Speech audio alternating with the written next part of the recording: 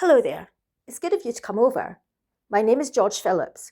I was born in Perth on the 30th of March 1891. My mother was called Jeanie and my father was James. He was a coachman. I was their second son, and after me they had two more boys.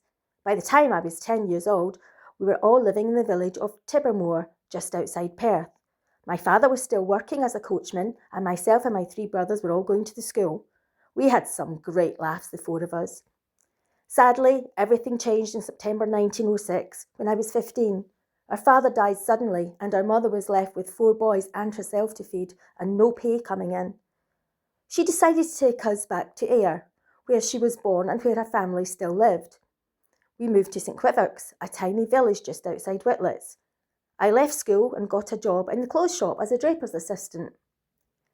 Soon after this, I met Helen Scott, who was a dressmaker and had grown up in Alloway.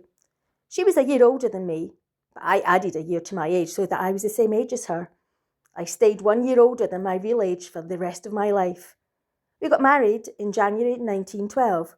We were living in Bearsden, where I worked. Over the next couple of years we moved, first of all to Fife and then to Leith. By this time we had two wee girls, Violet and Lillian, and I was working as a clothier in Leith. When war broke out, like so many young men, I signed up. I joined the Lovat Scouts.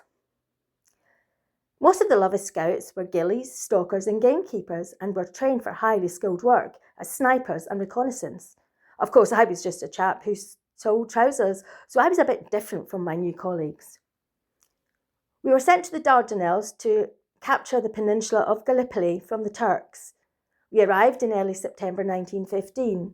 It was a hot, dry, barren fly-infested place, and the fighting was terrible. I had never experienced such heat, noise and filth in my life. The sickness among the men was widespread. On the 21st of October, I was shot through the thigh, suffering a broken leg and a very bad wound.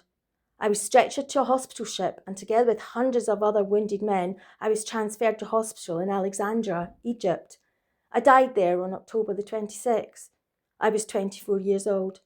I am buried in the military cemetery in Alexandria and remembered on Helen's gravestone in Alloway.